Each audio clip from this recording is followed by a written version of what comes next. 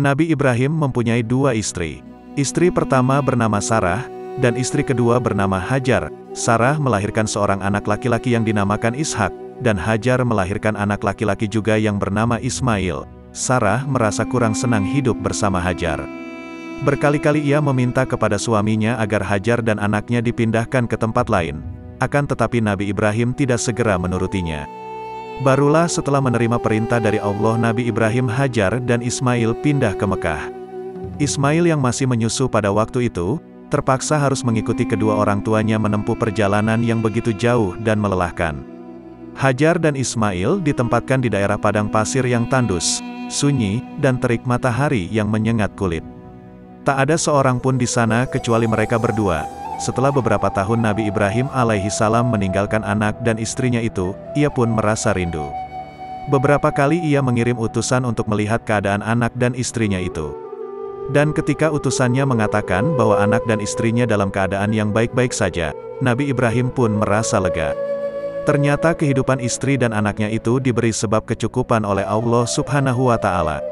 Hajar dan Ismail dianggap sebagai pemilik dan pemimpin di Mekah. Karena mereka berdualah yang pertama kali menetap dan bertempat tinggal di sana. Demikianlah Nabi Ibrahim tidak dapat menahan kerinduannya. Ia pun berangkat ke Mekah dan bertemu dengan Hajar dan Ismail di Padang Arafah. Anak dan istrinya itu sedang menggembalakan hewan ternak yang cukup banyak. Dalam perjalanan pulang ke Mekah setelah menggembalakan ternak, mereka beristirahat di Musdalifah. Karena kelelahan dan akhirnya tertidur. Dalam tidurnya yang sebentar itu, Nabi Ibrahim alaihissalam mendapat wahyu melalui mimpinya. Ia diperintahkan oleh Allah untuk menyembelih Ismail.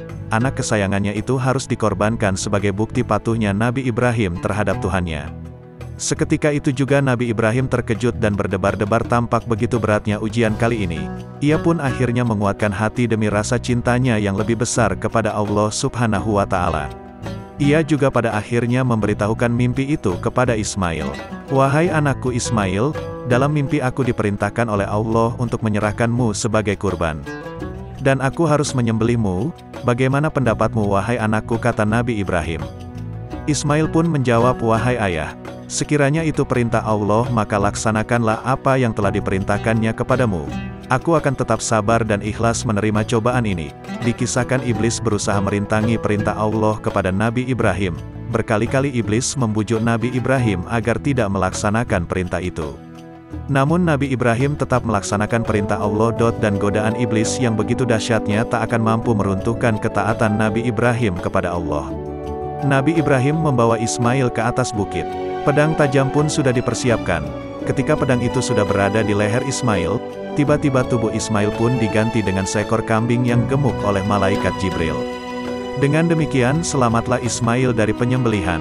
Allah Subhanahu wa Ta'ala berfirman kepada Nabi Ibrahim, hai Ibrahim, kau sudah melaksanakan perintahku dengan ikhlas. Sebagai gantinya aku berikan binatang ternak untuk disembelih. Ini adalah cobaan besar bagimu. Peristiwa itu terjadi pada tanggal 10 Zulhijjah di Mina dan sampai sekarang dirayakan seluruh umat muslim sebagai Hari Raya Idul Adha.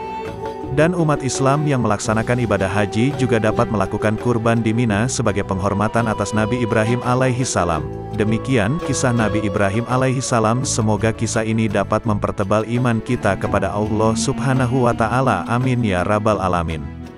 Jangan lupa like, komen, dan subscribe untuk video lainnya.